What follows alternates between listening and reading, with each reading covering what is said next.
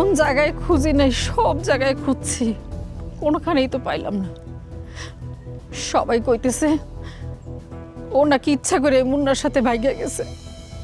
আপা, কি যে করবো আমি কিছুই বুঝতেছি না। এদিকে ওর বাপরে নিয়ে যে কই যামু, কি করবো, আমার দুঃখের কথা কোনো একটা মানুষ নাই। আম্মা, আচ্ছা আপা, রাখি। আম্মা,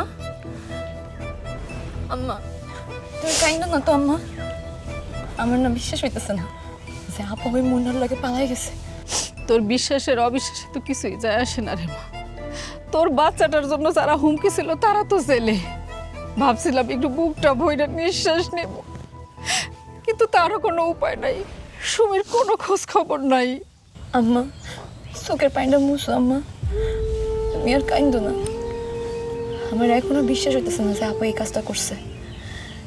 আর আপা যদি সত্যি মুন্নার লগে পালাই যেয়ে থাকে, দেখবা আপা কয়েকদিনের মধ্যে ফেরত আইব। আর যদি ফেরত না আহে, তার মানে ভাববা এটার পিছনে কোনো না কোনো চক্রান্ত আছে।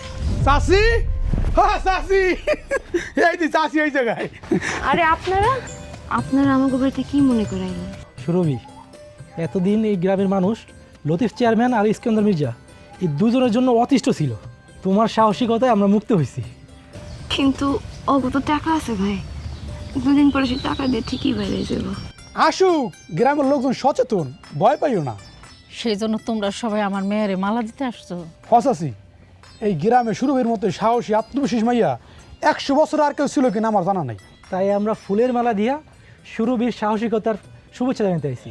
বাবারে, তোমরা তো জানো না আমার পরিবারের উপরে কত বিপদ হইতেছে। আরে জানি চাচি, সবই জানি। মুন্নার সাথে যে সোমা বালাই গেছে এটা আমরা জানি। গেছে তো সোমা, সুরভি তো যায় নাই।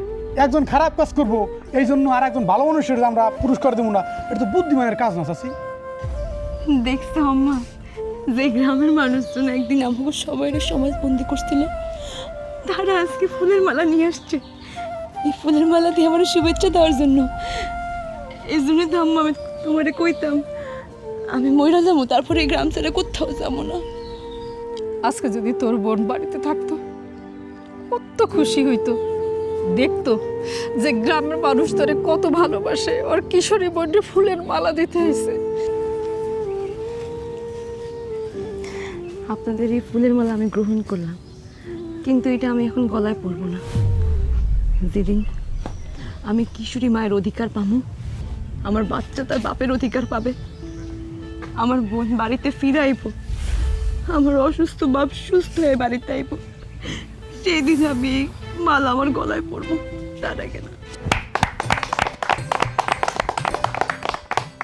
চাচি, তাইলে আমরা এবার আসি। অনেক অনেক ধন্যবাদ ভাই। আচ্ছা, সাবধানে থাকেন।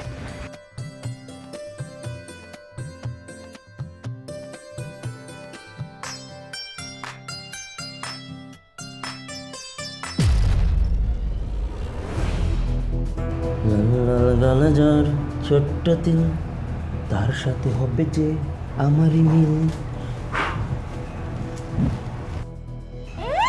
কি ঘুম ভাঙছে? শরীর চুলকায় নাকি? কোন জায়গায় চুলকায়? ও ও কথা কইতেছে, কথা কইতেছে, কথা কইতেছে।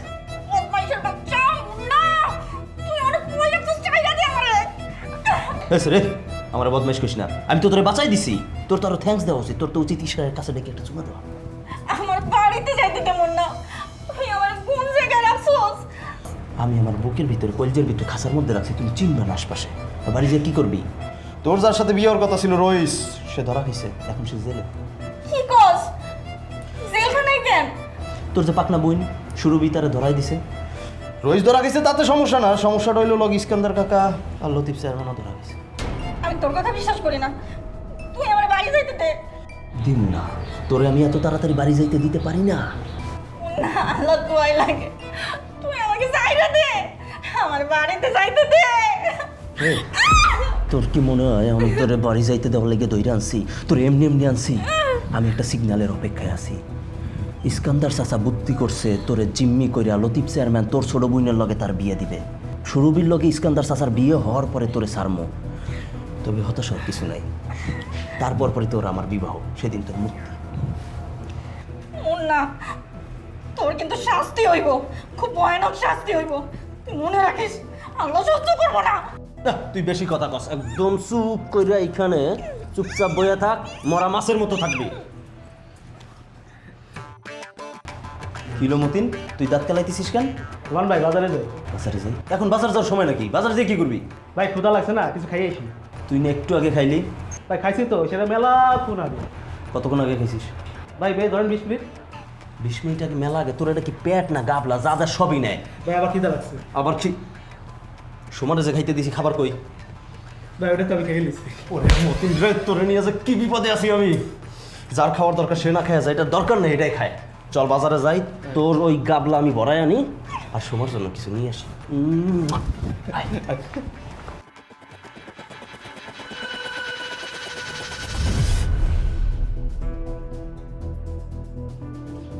কিরে মা, তুই কলেজে যাইতেছ?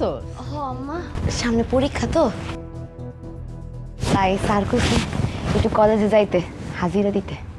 ও না, আমি কইছিলাম কি একটু হসপিটালে জানার দরকার। তোর ফুপু ফোন করছিল, ওই তোর আব্বার বিষয়ে ডাক্তার নাকি আমার লগে কথা কইব।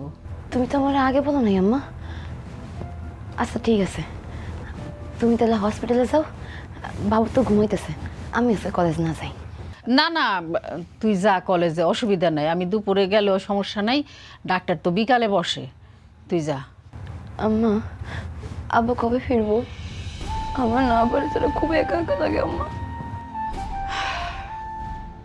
দেখ আমাগো কি কপাল, তোর বাপটা বাড়িতে নাই, তারপরও আমরা 3 জন মানুষ আসছিলাম। 3 জনের মধ্যে একটা মানুষ নাই হয়ে গেছে। কই আছে, কেমন আছে, কিছুই জানি না। আচ্ছা, ওর কি একটা বারও আমার কথা মনে পড়ে না রে? মনে পড়বো আম্মা, মনে পড়বো। আপা যদি একবার কইতো ও মনের লগে সংসার করতে চায়, আপার মুখের দিকে তাকায় আমি মনের ক্ষমা করে দিতাম আম্মা। যে মানুষটা তোর নিজের সন্তানকে বাইরে ফেলাইতে চাইছে, তারে তুই ক্ষমা করে দিতি? দিতাম আম্মা, দিতাম। যদি আপু সুখে থাকতো তাহলে ক্ষমা করে দিতাম, কিন্তু আপু তো আমাকে সেই সুযোগটা দিল না। মনার লগে গেছে গা, বালি হয়েছে, তবু তোর ফেরার একটা সম্ভাবনা আছে। যদি ওই রইসের লগে যাইতো, তাইলে ওটা আর জীবনও পাইতাম না। তা তুমি ঠিক কইছো আম্মা। ঠিক আছে, তুমি একটু বাবুর দিকে খেয়াল রাখো, আমি তাহলে আসি। সাবধানে যাইস মা। কেন সাবধানে যাবো? এখন তো এলাকায় মুন্না নাই, লতিফ নাই, ইস্কান্দর নাই, আমার আবার কিসের ভয়? আচ্ছা, কায়েজ যখন ধরাই দিল, কিন্তু কায়েজের তো কোনো খোঁজ খবর নাই, ও কই? ওর খবর নিয়ে আমি কি করব আম্মা? ওর খবর নেওয়ার আমার কোনো দরকার নেই। আসি, তুমি বাবুরে দেখা রেখো।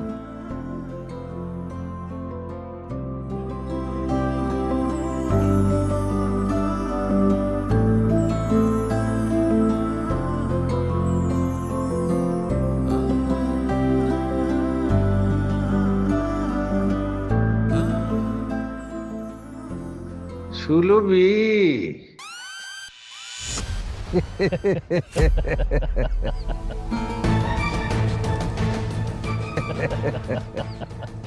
সুলভি বেগম, আমার সুলভি টিয়া পাখি, কেমন আছো তুমি?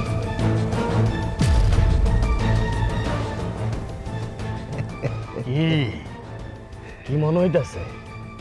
আমগরে কি ভূত মনে হইতাছে? ভূত দেখছস? ভূত না না, আমরা ভূত না, এই যে মিস্টার আব্দুল লতিফ চেয়ারম্যান আর আমি ইস্কান্দার মির্জা, চিনতে পারছ? তোমরা এখানে? কেন, তুমি কি মনে করছো আমরা সারা জীবন জেলের মধ্যে আইন্দা থাকুম? না, থানার তো নিজামিন পাইছি, আদালত পর্যন্ত যাইতে হয় না। তোরে কইছিলাম না তোর সাথে আমাকে আবার দেখা হইব, তোর সাথে এখন শুরু হইব আমাকে খেলা। তোরে এমন আঘাত করুম না, সে আঘাতের যন্ত্রণা তুই সহ্য করতে পারবি না। ও, তুই জীবন তো মৃত হয়ে থাকবি, তুই না পারবি মরতে, না পারবি বাঁচতে, বুঝছস? এই তোরা তোরা আবার আমার কি ক্ষতি করার জন্য পরিকল্পনা করতেছিস? সত্যি করে বল, সত্যি করে বল। না না না, সুলভী বেগমকে সেই কথা এখন বলা যাবে না। কেন বলবো না ইস্কান্দার, বলবো না কেন? এখনই বইলা দাও। ওর উপরে যে দুর্যোগ নাইমা আইতাছে, সেই দুর্যোগের জন্য যে আমরা দায়ী, ওই কি প্রমাণ করতে পারবো? পারবো প্রমাণ করতে? পারবো না, কিন্তু মা লাগে চেয়ারম্যান। একদিকে বাপ, একদিকে বোন, আরেকদিকে আরেকদিকে, আরেকদিকে, আরেকদিকে আমার বাচ্চা, আমার বাচ্চা। এই এই সুলভী, সুলভী বেগম, খারাও খারাও, জুতার মালা গলায় দিয়া তারপরে যাও। কই যাও?